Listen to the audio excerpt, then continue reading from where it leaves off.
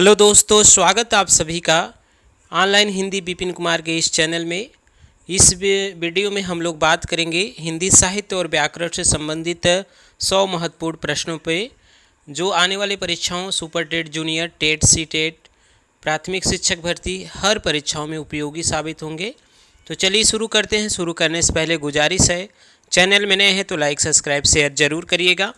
इसमें जो पहला प्रश्न है वह पूछा गया है, अब लौ नसानी अब न नसहे किसकी उक्ति है। अब लौ नसानी अब न नसहे यह किसकी पंक्तियां हैं। यहाँ पे ऑप्शन है तुलसीदास, सूरदास, मीराबाई, कबीरदास। तो यह जो पंक्ति है वह किसका है, तुलसीदास का है। तो सही उत्तर हो जाएगा ऑप्शन नंबर 1। अगला प्रश्न है, राउलवेल किसकी रचना है यह बताना है।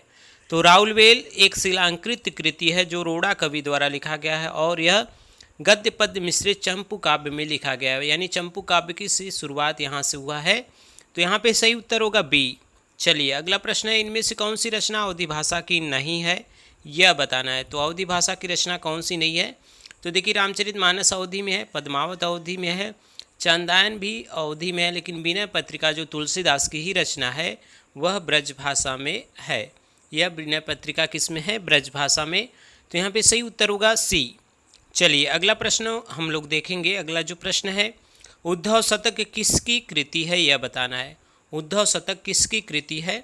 यहाँ पे ऑप्शन आपके सामने है, इसमें सही उत्तर हो जाएगा जगन्नाथ दास रत्नाकर। तो उद्धव शतक है जगन्नाथ दास रत्नाकर का। तो सही उत्तर होगा डी। चलिए अगला प्रश्न है, इनमें से कौन सी रचना केशवदास की नहीं है यह बताना है। तो देखिए रामचंद्रिका, कवि प्रिया, रसिक प्रिया इनका तो है, लेकिन ललित राम यह जो है वह मतीराम की रचना है। तो सही उत्तर होगा सी। बात करेंगे अगले प्रश्न पे। अगला जो प्रश्न है वह दिया हुआ है, निराला की जो निरालकृत राम की शक्ति पूजा की रचना का आधार क्या है। ऑप्शन दिए कंबन रामायण, कृतिवास रामायण, रामचरितमानस, रामचंद्रिका। तो निरालकृत जो राम की शक्ति पूजा है वह कृतिवास रामायण पे आधारित है। तो सही उत्तर होगा बी। चलिए अगला प्रश्न है, आत्मजयी किसकी रचना है यह बताना है। तो आत्मजयी जो रचना है वह कुंवर नारायण का है। तो सही उत्तर हो जाएगा ए। इस पर इनको व्यास सम्मान प्राप्त हुआ था। अगला प्रश्न हम लोग देखेंगे, इनमें नई कविता नई कहानी आंदोलन के प्रारंभकर्ताओं में से कौन शामिल नहीं है यह बताना है। कौन शामिल नहीं है, ठीक है। तो कमलेश्वर, राजेंद्र यादव, मोहन राकेश तो थे, लेकिन ज्ञान रंजन नहीं है। तो सही उत्तर होगा सी। अगला प्रश्न है, मैं बोरिशा इल्ला किसकी रचना है। तो महुआ माझी की यह रचना है। तो ऑप्शन बी यहाँ पे सही होगा। चलिए अगला प्रश्न है, निम्नलिखित रचनाओं में आत्मकथा कौन सी नहीं है। मेरी आत्मकहानी, मेरी जीवन यात्रा, मेरी असफलताएं। यह बाबू गुलाब राय का जीवन यात्रा जो है वह किसका है, राहुल संस्कृत्यायन का। लेकिन माटी की मूर्तें जो दिया गया है यह भी रामवृक्ष बेनीपुरी का है, यह रेखा चित्र है। तो यहाँ पे सही उत्तर होगा डी। चलिए अगला प्रश्न है, मेरे राम का मुकुट भींग रहा किसका निबंध है। मेरे राम का मुकुट भींग रहा किसका निबंध है। तो यह है विद्यानिवास मिश्र का। तो सही उत्तर होगा ऑप्शन नंबर ए। चलिए बढ़ते हैं अगले प्रश्न पर, निम्नलिखित में से कौन मार्क्सवादी समालोचक नहीं है यह बताना है। मार्क्सवादी समालोचक कौन नहीं है। यहाँ पे ऑप्शन दिए शिवदान सिंह चौहान, रामविलास शर्मा, नंद दुलारे वाजपेयी, नामवर सिंह। तो नंद दुलारे वाजपेयी मार्क्सवादी समालोचक नहीं है। तो ऑप्शन बी यहाँ पे सही हो जाएगा। अगला प्रश्न है, निम्नलिखित में से कौन सा नाटक सुरेंद्र वर्मा कृत नहीं है। छोटे सैयद, बड़े सैयद, द्रौपदी, सेतुबंद तो इनका है, लेकिन बादशाह गुलाम बेगम यह इनका नहीं है। तो सी उत्तर सही हो जाएगा। अगला प्रश्न है, अरे यायावार रहे गयात किसके द्वारा रचित यात्रा वृत्त है। तो यह अज्ञे द्वारा रचित यात्रा वृत्त है। तो सही उत्तर होगा बी। चलिए बढ़ते अगले प्रश्न में, इनमें से कौन सा महाकाव्य नहीं है। तो देखिए साकेत, कामायनी, प्रिय प्रवास यह सभी क्या हैं, महाकाव्य, लेकिन महाप्रस्थान यह का महाकाव्य नहीं है, ठीक है। तो सही उत्तर होगा सी। अगला प्रश्न है, काव्य शोभाकरान धर्मान अलंकार प्रपच्छते किसकी उक्ति है। तो यह जो काव्य की अलंकार की परिभाषा दिया गया है वह दंडी द्वारा की दिया गया है। तो सही उत्तर होगा ऑप्शन नंबर ए। अगला प्रश्न है, संतो भाई आई ज्ञान की आंधी रे इस पंक्ति में कौन सा अलंकार है। इस पंक्ति में कौन सा अलंकार है यह बताना है। तो ज्ञान रूपी आंधी आई है, यानी यहाँ पे रूपक अलंकार है। तो सही उत्तर होगा बी। चलिए अगला प्रश्न है, साहित्यिक अपभ्रंश को पुरानी हिंदी किसने कहा था? तो यह जो चार ऑप्शन है इसमें जो पुरानी हिंदी कहे हैं रामचंद्र शुक्ल ने, तो सही उत्तर होगा ऑप्शन नंबर 1। चलिए अगला प्रश्न है, ब्रजभाषा किस अपभ्रंश से विकसित है? तो ब्रजभाषा जो विकसित है वह ब्रजभाषा आता है पश्चिमी हिंदी के अंतर्गत, और पश्चिमी हिंदी का विकास हुआ है सौरसेनी अपभ्रंश से, तो सही उत्तर होगा ऑप्शन नंबर 1। चलिए अगला प्रश्न है, डिंगल भाषा का संबंध किस साहित्य से है? तो इसका संबंध है राजस्थानी साहित्य से, तो यह ऑप्शन जो है वह राजस्थानी साहित्य है, तो ऑप्शन बी सही होगा। चलिए अगला प्रश्न हम लोग देखेंगे, नदी शब्द के षष्ठी विभक्ति द्विवचन का रूप क्या होगा? नदी शब्द के षष्ठी विभक्ति द्विवचन का रूप होगा नद्यो, तो यहाँ पे सही उत्तर होगा डी। चलिए अगला प्रश्न हम लोग देखेंगे, नी धातु लंग लकार मध्यम पुरुष एक वचन, नी धातु लंग लकार मध्यम पुरुष एक वचन का जो सही रूप है वह क्या है? तो अनय हो जाएगा। ठीक है, चलिए ऑप्शन बी सही होगा। अगला प्रश्न है, विद्युत ज्वाला शब्द का सही संधि विच्छेद क्या है? तो विद्युत प्लस ज्वाला से विद्युत ज्वाला बन जाएगा, यह सही उत्तर है डी।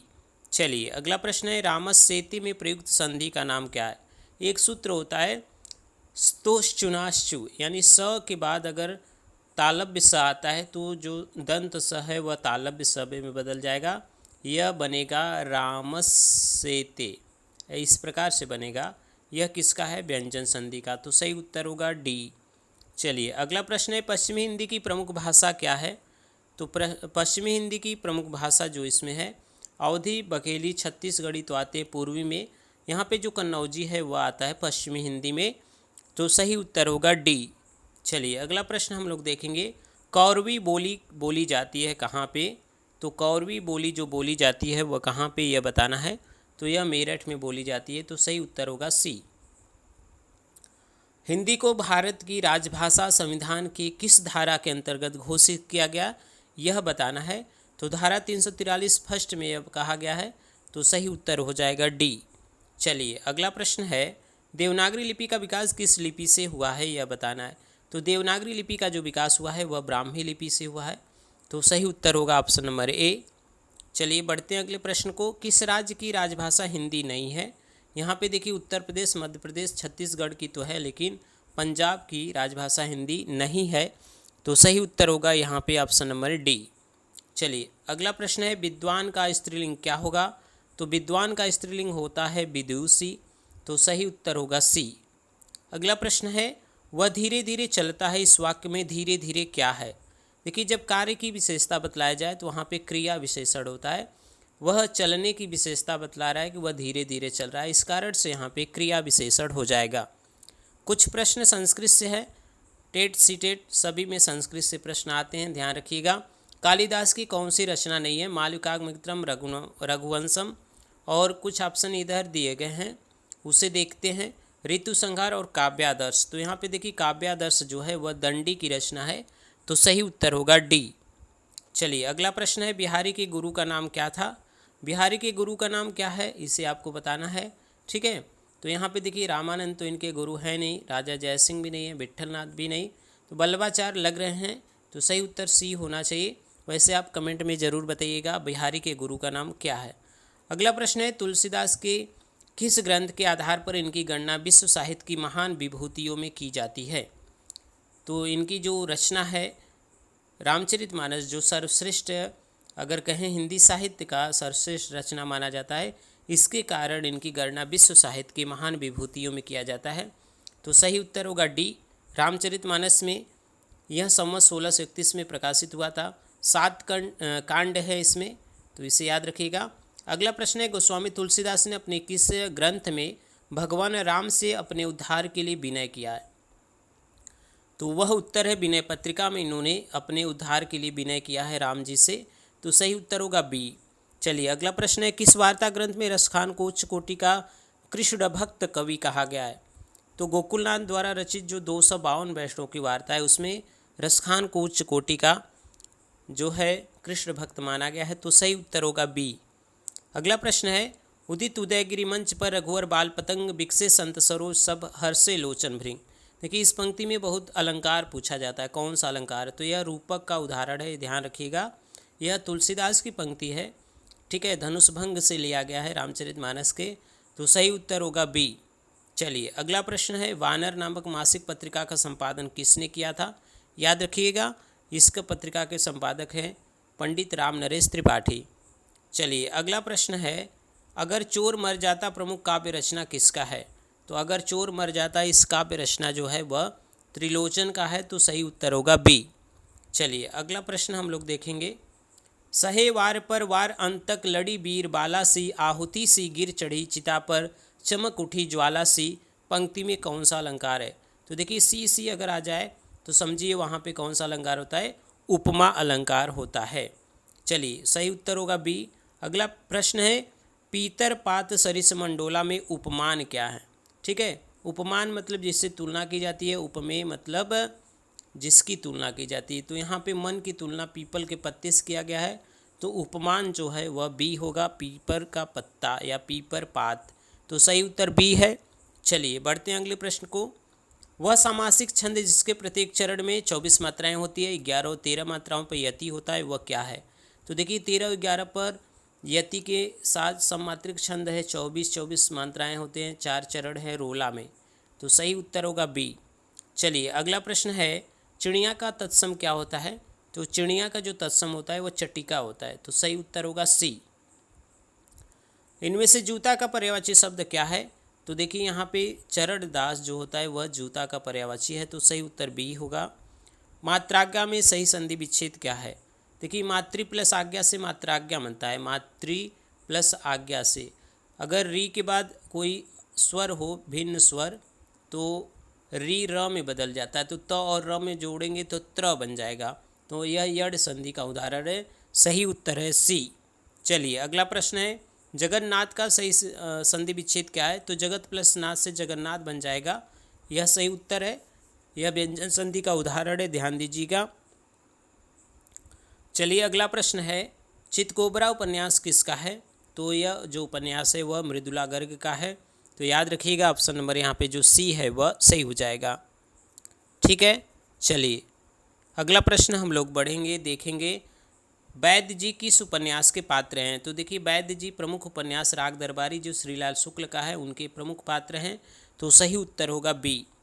अगला प्रश्न है, समय समय पर कौन सा पुरस्कार मिला है? समय सरगम पर कौन सा पुरस्कार मिला है? तो समय सरगम पे जो पुरस्कार प्राप्त हुआ है वह प्राप्त हुआ है व्यास सम्मान कृष्णा सोबती को, तो यहाँ पे सही उत्तर होगा बी। चलिए आगे देखते हैं अगला प्रश्न क्या दिया गया है। अगला जो प्रश्न है, सूर्य कुमार किसे कहा गया है? तो हिंदी में सूर्य कुमार कहा गया है निराला जी को, तो सही उत्तर होगा बी। चलिए अगला प्रश्न है, राग दरबारी में किस गांव का चित्रण किया गया है? तो शिवपालगंज का किया गया है, बेलारी जो किया गया है वह गोदान में किया गया है। ठीक है, मुंशी प्रेमचंद का गोदान जो है उसमें बेलारी गांव का चित्रण है। चलिए अगला प्रश्न है, कहानी का प्रवर्तक डॉक्टर नामवर सिंह के अनुसार किसे माना गया है? तो नामवर सिंह ने निर्मल वर्मा को कहानी का प्रवर्तक माना है, तो सही उत्तर होगा डी। अगला प्रश्न है, तोड़ती पत्थर कविता का मूल स्वर क्या है? तो तोड़ती पत्थर कविता का जो मूल स्वर है वह क्या है? प्रयोगवादी कविता है। ठीक है, तो ऑप्शन ए सही हो जाएगा। चलिए अगला प्रश्न है, इनमें से किस रचना पर सर्वप्रथम ज्ञानपीठ पुरस्कार प्राप्त हुआ है? तो यहाँ पे चिदम्बरा जो दिया गया है, पंत जी का चिदम्बरा जो 1968 में प्रकाशित है उस पर सर्वप्रथम 1968 में इनको ज्ञानपीठ पुरस्कार प्राप्त हुआ है। ठीक है, चलिए अगला प्रश्न है, कामायनी में किस दर्शन की अभिव्यक्ति हुई है? कामायनी जयशंकर प्रसाद का 15 सर्गों का एक महाकाव्य है, खड़ी बोली में लिखा गया, 1935 में प्रकाशन हुआ था, यह शैव दर्शन से प्रभावित है, तो ऑप्शन डी सही होगा। अगला प्रश्न है, भारतीय प्रगतिशील लेखक संघ की स्थापना कहाँ पे हुआ था? तो वह लंदन में हुआ था, सही उत्तर है यहाँ पे सी। तीसरा सप्तक का प्रकाशन वर्ष क्या है? देखिए अज्ञेय द्वारा प्रकाशित 4 सप्तक है, पहला 43, दूसरा 51, तीसरा 59, चौथा है 79 में, तो यहाँ पे तीसरा पूछा है, तो ऑप्शन डी यहाँ पे सही हो जाएगा। चलिए अगला प्रश्न है, साय में धूप काव्य संग्रह के रचनाकार कौन है? तो साय में धूप काव्य संग्रह जो है वह दुष्यंत कुमार का है, तो यहाँ पे सही उत्तर होगा बी। चलिए अगला प्रश्न है, दहेज प्रथा कुलीनता का प्रश्न पत्नी का स्थान जैसे विवाह से जुड़ी समस्याओं को प्रेमचंद ने किस उपन्यास में उठाया है? तो ध्यान से देखिएगा, यहाँ पे सही उत्तर सेवा सदन होगा। देखिए निर्मला में इसी तरह के प्रश्न हैं, इसी तरह के समस्याएं हैं, लेकिन वहाँ अनमेल विवाह की मुख्य समस्या है, अनमेल विवाह। तो यहाँ पे निर्मला नहीं होगा। दहेज प्रथा, कुलीनता और पत्नी का स्थान, यह सभी सेवा सदन में है। ठीक है, तो चलिए ध्यान रखिएगा इसको। चलिए अगला प्रश्न हो क्या है उसे देखते हैं। कौन सा कवि कालिदास के पूर्ववर्ती है? तो कालिदास के पहले कवि हैं भास, तो ऑप्शन बी सही हो जाएगा। पदलालित्य के लिए कौन जाना जाता है? तो दंडी जो कवि हैं वह पदलालित्य के लिए जाने जाते हैं, तो सही उत्तर होगा डी। अगला प्रश्न है मुद्रा राक्षस के रचयिता कौन है? तो विशाखदत्त की रचना है मुद्रा राक्षस, तो सही उत्तर होगा सी। चलिए अगला प्रश्न है हिंदी गद्य के प्रवर्तकों में इनमें से किसे स्थान दिया गया है? गद्य के प्रवर्तक में तो सदा सुखलाल नियाज के माना जाता है। इनकी जो गद्य है वह खड़ी बोली के समीप ठहरती है, तो सही उत्तर है डी। चलिए अगला प्रश्न है हिंदी साहित्य को नवीन विषयों की ओर प्रवृत्त करने का श्रेय किस लेखक को दिया गया है? तो वह भारतेंदु जी को, तो सही उत्तर होगा डी। अगला प्रश्न है रामचंद्र शुक्ल ने हिंदी का प्रथम उपन्यास किसे माना है? तो 1882 में परीक्षा गुरु जो लाला श्रीनिवास दास द्वारा रचित है उसे हिंदी का पहला उपन्यास माना है शुक्ल जी ने, तो सही उत्तर सी होगा। अगला प्रश्न है निम्न में से भारतेंदु मंडल का लेखक कौन सा है? तो यहाँ पे प्रेमघन जो है वह भारतेंदु मंडल के लेखक हैं, तो सही उत्तर डी होगा। चलिए अगला प्रश्न है सुमेलित करना है यहाँ पे। ठीक है, भारतेंदु हरिश्चंद्र का क्या है यह बताना है। तो भारतेंदु हरिश्चंद्र का है यहाँ पे सही उत्तर क्या होगा? ए का दूसरा हो जाएगा प्रेम फुलवारी। प्रताप नारायण मिश्र का है श्रृंगार विलास। राधा कृष्ण दास का भारत मासा। अंबिका दत्त व्यास का पावस पचासा, तो यह सही उत्तर है। ठीक है, चलिए अगला प्रश्न हम लोग देखेंगे। अगला जो प्रश्न है वह क्या दिया गया है उसे देखते हैं। द्विवेदी युग के उस कवि का नाम बताइए जिसने अपने समस्त काव्य ब्रज भाषा में लिखा है। तो ब्रज भाषा में रचना करने वाले जो हैं वह जगन्नाथ दास रत्नाकर हैं। ठीक है, ब्रज कोकिल भी कहा जाता है इन्हें, तो ऑप्शन सी यहाँ पे सही हो जाएगा। अगला प्रश्न देखेंगे कौन सी कृति 1931 में प्रकाशित हुई है? तो मैथिली शरण गुप्त का जो साकेत है वह 1931 में प्रकाशित है, तो यहाँ पे सही उत्तर होगा डी। चलिए अगला प्रश्न है सुकवि नामक पत्रिका का संपादन इनमें से किसने किया है? सुकवि नामक पत्रिका का संपादन इनमें से कौन किया है? तो वे हैं गया प्रसाद शुक्ल सनेही, तो ऑप्शन ए सही हो जाएगा। अगला प्रश्न है छायावाद का समय सीमा मानी गई है। ध्यान से देखिएगा प्रश्न को। 1918 से 1936 ईस्वी होता तो सही होता, यहाँ पे विक्रय संवत ईस्वी दिया है। सही उत्तर है इनमें से कोई नहीं। 1918 से 1936 माना गया है, लेकिन यहाँ पे कोई ऑप्शन सही नहीं है। आचार्य रामचंद्र शुक्ल की रचना बुद्ध चरित की विधा क्या है? तो यह काव्य में रचित रचना है, तो ऑप्शन यहाँ पे बी सही होगा। चलिए अगला प्रश्न देखेंगे। पद्मलाल पुन्नालाल बख्शी का क्या लिखो निबंध या किस विधा का है? तो निबंध का है, तो ऑप्शन बी सही हो जाएगा। अगला प्रश्न है ईर्ष्या की बड़ी बेटी का नाम निंदा है। जो व्यक्ति ईर्ष्यालु होता है वह बुरे किस्म का निंदक भी होता है। इस पंक्ति का संबंध किससे है?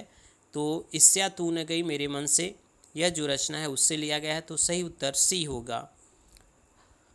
प्राकृत पैगलम की रचना किसने की है? तो प्राकृत पैगलम की जो रचना किया गया है वह लक्ष्मीधर द्वारा, तो सही उत्तर डी होगा। चलिए अगला प्रश्न है रामचंद्र शुक्ल द्वारा हिंदी साहित्य का इतिहास प्रथमतः हिंदी शब्दसागर की भूमिका में किस शीर्षक से प्रकाशित हुआ था? तो हिंदी साहित्य के विकास नाम से, तो सही उत्तर सी हो जाएगा। चलिए अगला प्रश्न है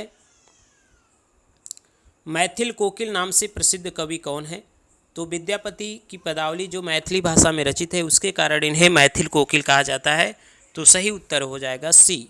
चलिए अगला प्रश्न है अपभ्रंश के भवभूति कहे जाते हैं। तो अपभ्रंश के भवभूति पुष्यदंत है, लेकिन अपभ्रंश के वाल्मीकि पूछेगा तो वह स्वयंभू है। ध्यान रखिएगा, यहाँ पे सही उत्तर बी हो जाएगा। अगला प्रश्न है पंत की किस काव्यकृति को छायावाद का मैनिफेस्टो कहा जाता है? तो 1928 में प्रकाशित जो इनकी पल्लव है, इनकी भूमिका कारण इसे छायावाद का मैनिफेस्टो कहा जाता है, तो सही उत्तर यह हो जाएगा सी। अगला प्रश्न है गया प्रसाद शुक्ल सनेही जी राष्ट्र प्रेम की कविताएं किस उपनाम से लिखते थे? तो वे त्रिशूल उपनाम से लिखते थे। ठीक है, तो ऑप्शन बी सही होगा। अगला प्रश्न है क्षमा शोभती उस भुजंग को जिसके पास गरल हो, यह पंक्ति किस काव्य ग्रंथ से लिया गया है? तो यह लिया गया है कुरुक्षेत्र से। तो यहाँ पे सही उत्तर क्या हो जाएगा? डी। चलिए अगला प्रश्न है, इनमें से कौन सी विशेषता नई कविता की नहीं है? तो देखिए बौद्धिकता, क्षणवादिता, अतिशय वैतिकता तो है लेकिन मार्क्सवादी दर्शन नहीं है। तो इस प्रकार से यहाँ पे उत्तर डी सही हो जाएगा। अगला प्रश्न है, सत्यार्थ प्रकाश के रचयिता कौन है? यहाँ पे ऑप्शन दिए राजा मोहन राय, विवेकानंद, और सत्यार्थ प्रकाश जो है वह किसकी रचना है? तो स्वामी दयानंद सरस्वती की रचना है। तो यहाँ पे सही उत्तर होगा सी। शुद्ध वर्तनी वाला शब्द कौन सा है? कालिदास, जो सही रूप में कहाँ पे है? तो सी ऑप्शन में वह सही है। अगला प्रश्न है, निंदा करने वाले व्यक्ति को लिए एक शब्द क्या कहेंगे? निंदक कहेंगे। तो ऑप्शन बी सही हो जाएगा। अगला प्रश्न है, पैर से मस्तक के लिए आपाद मस्तक होता है? तो ऑप्शन बी यहाँ पे सही हो जाएगा। चलिए अगला प्रश्न है, शुद्ध वर्तनी वाला शब्द कौन सा है? यहाँ पे रचयिता देखिए जो सी है वह सही है। चोर की दाढ़ी में तिनका अगला प्रश्न है, इसका सही अर्थ क्या होगा यह बताइए। तो अपराधी सशंकित रहता है। तो सही उत्तर होगा सी। चलिए अगला प्रश्न हम लोग देखेंगे, इनमें से कौन सा शब्द नित्य बहुवचन नहीं होता है? देखिए आंसू, प्राण, अनेक ये हमेशा बहुवचन में होते हैं लेकिन पुस्तक हमेशा बहुवचन में नहीं होता है। तो सही उत्तर होगा डी। किस शब्द में एक लिंग परिवर्तन हिंदी में संभव नहीं? तो देखिए कोयल शब्द का जो स्त्रीलिंग नहीं होता है। तो सही उत्तर हो जाएगा सी। चलिए अगला प्रश्न है, मोहन हंसता है। देखिए हंसना और रोना यह सभी अकर्मक क्रियाएं हैं। तो सही उत्तर ए होगा। नाग शब्द किस प्रकार का है? तो नाग शब्द जो होता है वह रूढ़ होता है। तो ऑप्शन बी सही होगा। तेंदुआ किस प्रकार का शब्द है? तो तेंदुआ जो होता है वह देशज होता है। तो ऑप्शन बी सही हो जाएगा। अगला प्रश्न है, माटी की मूर्ति किस विधा की रचना है या किसकी रचना है? तो रामवृक्ष बेनीपुरी की है। तो ऑप्शन बी यहाँ पे सही हो जाएगा। चलिए अगला प्रश्न क्या है, रसीदी टिकट किसकी आत्मकथा है यह बताना है। तो रसीदी टिकट जो आत्मकथा है वह अमृता प्रीतम का है। तो सही उत्तर सी हो जाएगा। अगला प्रश्न है, आत्मनिपद किसकी कृति है? तो आत्मनिपद जो है वह गे की कृति है। तो ऑप्शन डी सही होगा। अगला प्रश्न है, नायक, खलनायक और विदूषक इनमें से किसकी रचना है? तो यह सुरेंद्र वर्मा की रचना है। तो ऑप्शन ए सही हो जाएगा। चलिए अगला प्रश्न है, काव्य आत्मा की संकलनात्मक अनुभूति है यह किसकी पंक्ति है? तो यह प्रसाद की पंक्ति है। तो सही उत्तर क्या हो जाएगा? यहाँ पे सही उत्तर होगा बी। चलिए अगला प्रश्न है हम लोग देखेंगे, पंत को छायावत का जनक किसने माना है? तो पंत को छायावत का जनक नंद दुलारे वाजपेयी ने माना है। तो यहाँ पे सही उत्तर होगा डी। चलिए अगला प्रश्न है, एकलव्य नामक प्रबंध काव्य की रचयिता कौन है? तो राम कुमार वर्मा की रचना है एकलव्य। तो ऑप्शन यहाँ पे डी सही होगा। अगला प्रश्न है, विशिष्ट पद रचना रीति किसका कथन है? विशिष्टा पद रचना रीति यह वामन का कथन है। तो यह 100 महत्वपूर्ण प्रश्न थे जिसे हम लोग देखे हैं। चलिए इसी तरह के वीडियो को पाने के लिए आप हमारे चैनल पे बने रहिए, लगातार देखते रहिए। इसी तरह के रोज़ एक वीडियो आपको प्राप्त होते रहेंगे। चलिए मिलते हैं एक नए वीडियो में, तब तक के लिए आप सभी का बहुत बहुत धन्यवाद।